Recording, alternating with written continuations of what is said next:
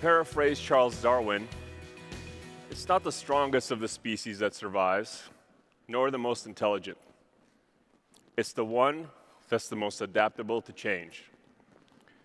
And our industry is undergoing an immense period of change, both in complexity and in size.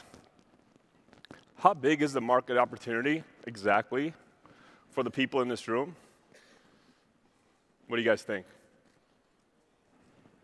Have some numbers? Well, close.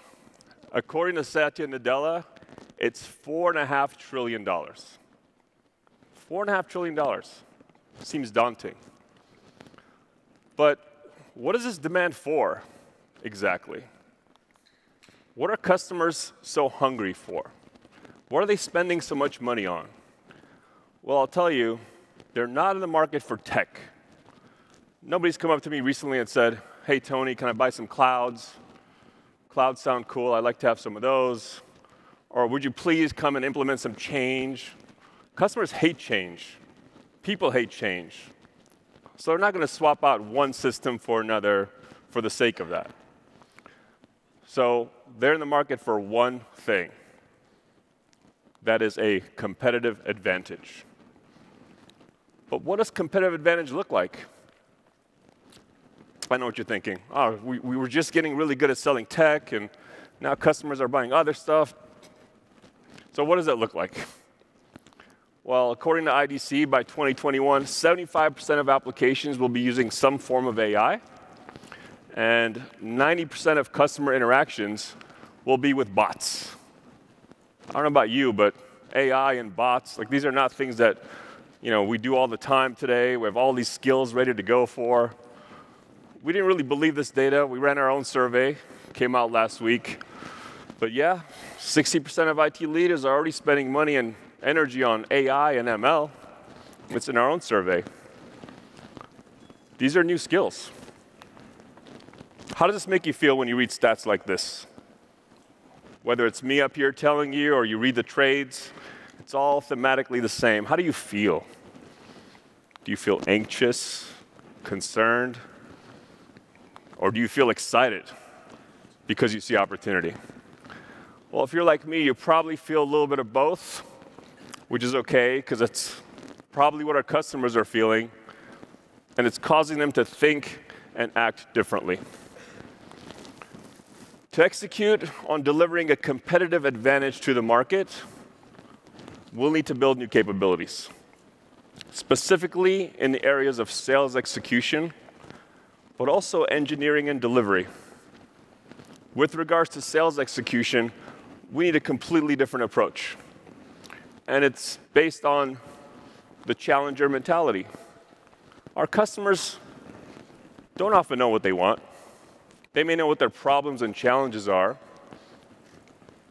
But even if they think they know what they want, we don't want to be order takers, doing transactional deals. They ask for X, we ship them X, we bill them for it. Customers today, more than ever, must be challenged. We also need a business-oriented approach to the sales motion. It needs to be rooted in TCO, ROI, that measures not just technology outcomes, but business outcomes. And it has to resonate for their industry. And because they're not just going to believe our analysis and our spreadsheets and our presentations and our spec sheets we show them, we can expect in pre-sales to be doing near production grade work. They're going to want proof that what we're telling them is correct. With regards to delivery, we need a whole slew of subspecialized engineers and consultants today. It's not just one type of engineer. It is an analyst, a security expert, maybe a developer, a cloud architect, big data expert, who knows, right? It's a cross-functional team today more than it has ever been. And our customers are going to want to feel like we're about to take them through this immense journey they've never been on before. Like, they want to see our faces. We got to be on site, like move in, get a badge. We used to look at that as sort of a burden, as a cost. Oh man, I wish I could deliver this remotely and not show up. Now when we're invited in and given a badge, we see that as a gift. It's also what our customers require. And they expect beauty in the solution. So many of the surface areas of the work that we do will have some sort of a visual element, whether it's a dashboard, beautiful reports, an app. Unfortunately, the consumer applications have set the standard for what enterprise software needs to look like today. So they expect to see Instagram. And that's the bar that's been set, for better or for worse. And we also need exceptional project management. We used to manage one work stream and a group of, a couple of people. Today we're managing a cross-functional team on our own side, and many of the work streams on our customer side we also have to take responsibility for, because when customer projects are stalling, regardless of whose fault it is, it's our fault, right? We're always going to take the blame.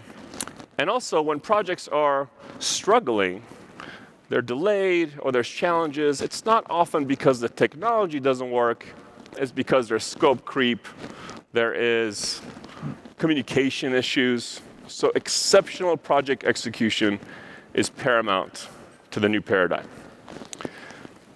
But if you achieve all these 4 things in your engagements, you will absolutely gain customers for life. We will not be looked at as a transactional vendor. We'll be looked at as a strategic partner. I know what you're thinking. This is all theoretical. It sounds great in a slide. So I'd like to really give you a customer example of one of our recent examples of an engagement that we sold and delivered. And this is very recent. So this is all very relevant to today.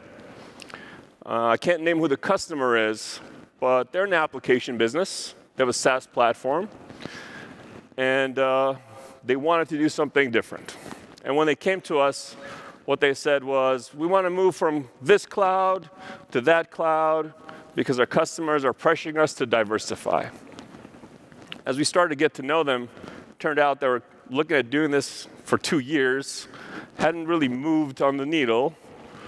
And when we looked at the analysis, we understood why. What they were proposing was essentially the same of what they had yesterday, with a 5 or 6% savings in cost. 5 or 6%, that's not compelling to drive change. Nobody wants to do that. So we challenged them. We said, look, in your journey from one cloud to the other, what if we took this opportunity to re-architect your application, look at the design, introduce some microservices, containerization, and our analysis showed that if we did that, this would result in a 50% cost savings. Now we're talking 50%. I mean, this is the essential cost of goods in their business reduced by 50%. Now, the ancillary benefits on top were much easier maintenance and support. Their DevOps would be easier for their application. They could push out updates much faster than before. It's a real advantage to their business. And also, this particular case was Google Cloud.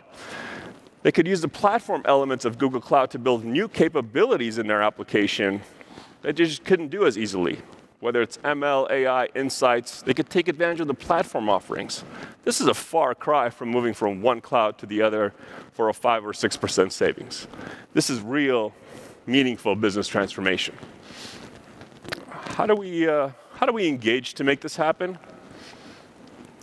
Here are the steps that we took. Importantly, if you intend to challenge your customers, essentially it's the art and science of telling them that they're wrong in what they asked for. It's hard to do without first building some relationships.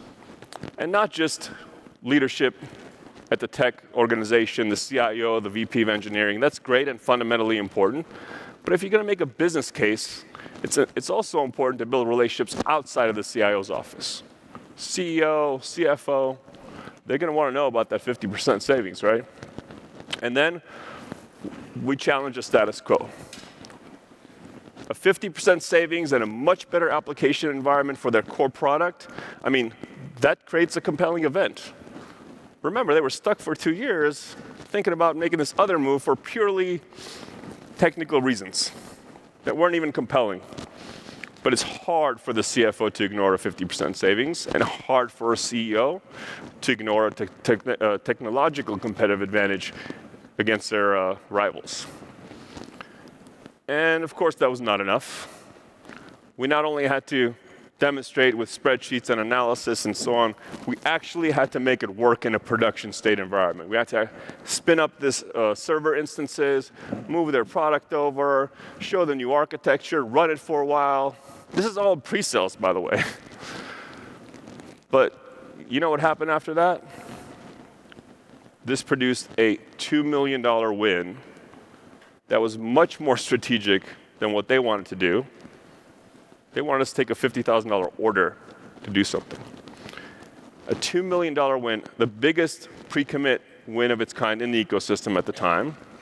And we know, because we spent so much time with them, that they have 10x that to spend.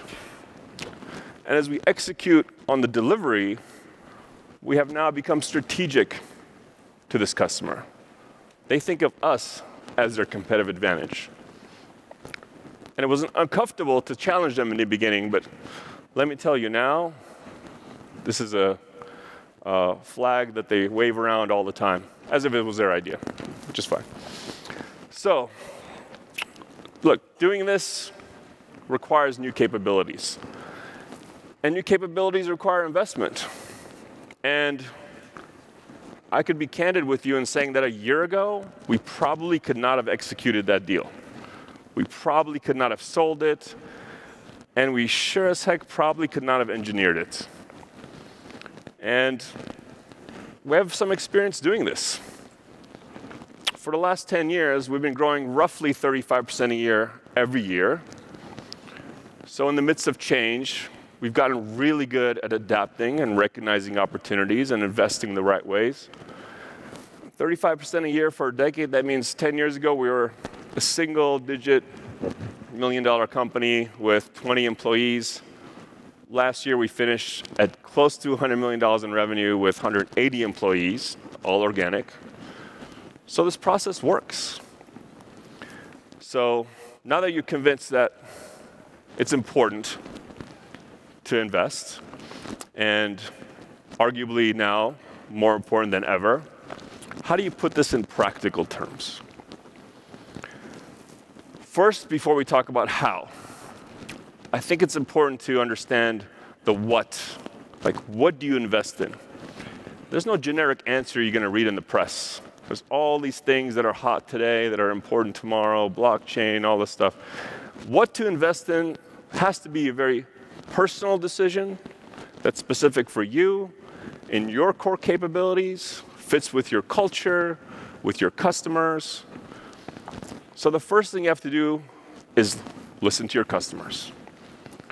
They will tell you, if you listen, if you really listen, what their challenges are, what technologies they're evaluating, what competitors they work with.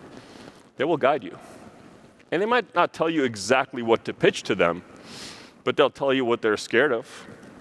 They'll tell you what their strategic priorities are. It's amazing how many of us don't do a great job of that, and something that we didn't do for many years. But listening to our customers, very important.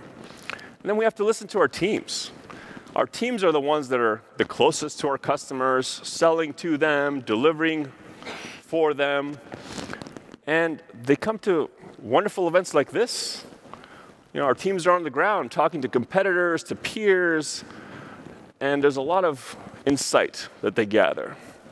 But it's important to set up almost a mechanism and also a culture to make sure that this wonderful information from our teams gets distilled up to the leadership, and that we get insight into all the conversations happening. Culturally, it's sort of an open door thing, but also there's processes to implement to make sure after events like this, for us at SADA, we love to get together in a room and we go to a full debrief. And trust me, those lessons learned get implemented into our strategic plans. And thirdly, listen to our partners. Our partners spend tens of millions of dollars trying to figure out what's next, right? They're building new capabilities, they're launching new offerings, they're building data centers, whatever they're doing. Trust me, they do the research, right? And for us in our relationships with Google, Microsoft, and now Facebook, I mean, we sign up for every trusted tester, beta program, red carpet, you name it, right? We sign up for all of it because our partners are never wrong. No, I'm just kidding. They're wrong all the time, which is okay. But any of these sources by themselves can be wrong. The art is really synthesizing all these data points, distilling them, making them personal to us, and that's what gives us insight into what to invest in. And so now, how do you gain new capabilities once you know what to invest in? There's a couple different ways to do that. There's 3 that I've outlined. The first way is to buy those capabilities. M&A, there's a lot of consolidation happening in our market. It seems like a short path to gain some capabilities, and it can be. But unless we're really well versed in M&A and integration, it can be challenging to get this right. Some of us have experience doing that, others don't. It's definitely an option on the table. The second option is the partnership strategy. I'm not talking about the kind of partnerships that we have with Google and Microsoft. I'm talking about partnership that looks like outsourcing. Like, I'll give you an example. Our customers require us to have a really good training and change management capability today because so many of the technologies we implement change the way people work. We could have, for the last 5 years, just partnered with a training company, or we could have decided to acquire those capabilities on our own. Partnership can often be seen as a clear path to gaining a capability, but I'll tell you, that competitive advantage is short-lived because we could never be any better than the company we're outsourcing to. So it works. We still do it in some specific cases, but as far as a long-term competitive advantage, partnership has its limitations. So that leaves us with the build it strategy. My personal favorite, something we've deployed over and over, but how do you actually build capabilities if you wanted to? Well, we've developed something called a micro-investment strategy. We've had to, being self-funded, but there's elements that are applicable across the spectrum. When we decide on a technology or capability to invest in, a practice to launch, the first thing we do is hire that first practice lead. Hire, or sometimes promote from within. But the skill sets of this practice lead are really unique. They have to be deeply knowledgeable, in some cases technical in the craft, but they also have to be business builders. They have to be ones that can drive revenue, help sell, hire people. So it's a unique profile. And once you've identified that person, usually I like to have them report to me or someone else I trust very much. You kind of have to set them loose and set them up for success. You have to give them either a sub P&L to manage or key metrics that look very much like a P&L, and just give them a lot of space to either succeed or to fail, but their achievements should be highly visible to everyone.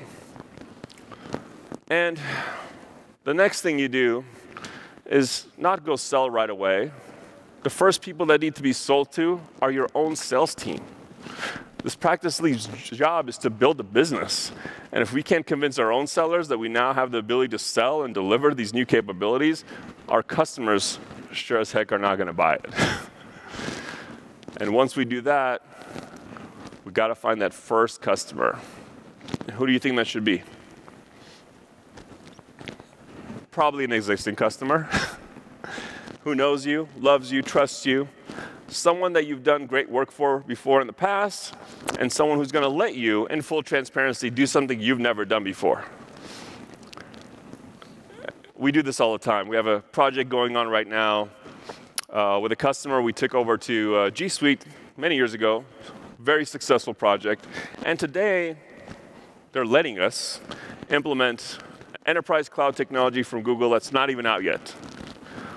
And they're paying for it and everything. It's great.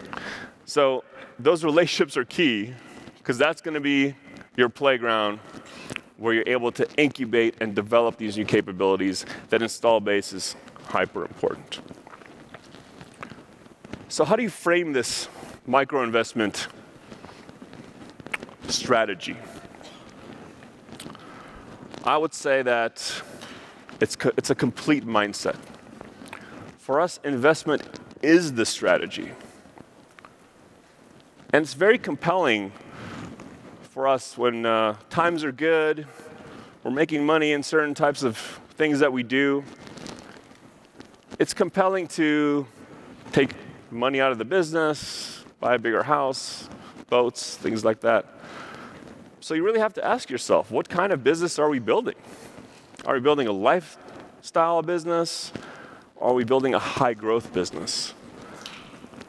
And if you're building a high-growth business, reinvestment is key.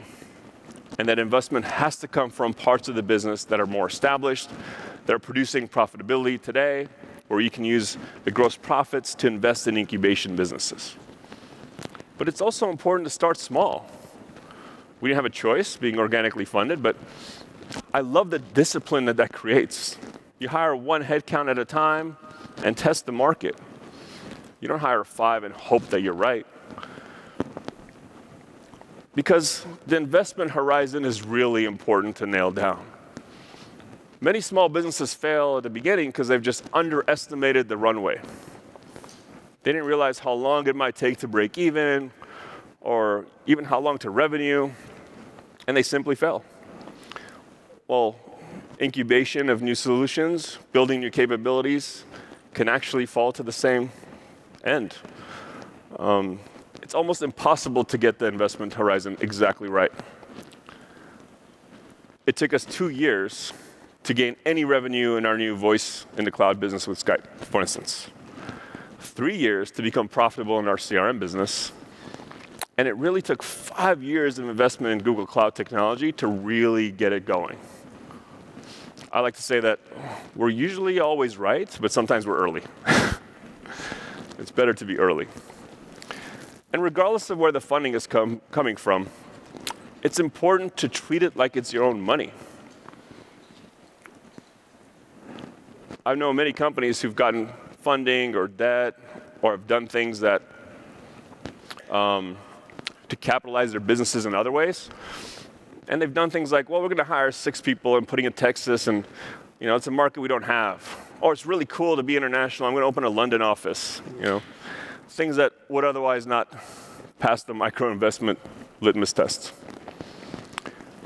So what happens if we don't execute on the strategy? Well, the market's growing so fast, the tide's going to rise all boats. All boats will rise with the tide, except no, they won't. And we've seen this over our evolution in the cloud. There's companies that we used to compete with a decade ago, we don't compete with today.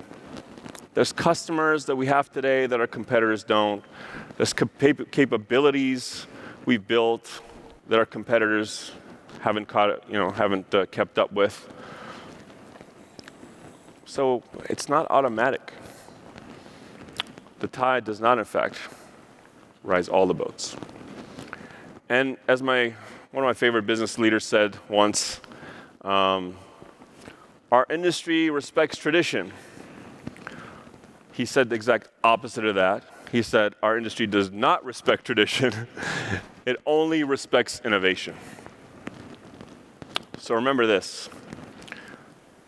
The appetite and the market opportunity, just the demand for the things that we do in this room, our products and services, today and tomorrow, is immense. You can think of it as unlimited. Opportunities are everywhere if we listen. Our customers, our teams, our partners, if we listen, we can identify what really resonates for us that we can take a major advantage of in the market. But evolution and innovation require investment. Micro-investment strategy is certainly a path to get there. And the time is now. Windows of opportunity like the one we have in front of us today, they don't stay open forever. The time is now. So, who will be the next group of innovators to go and move this market forward today and tomorrow? well, if I've done my job today, I hope that it's going to be the people in this room. Thank you.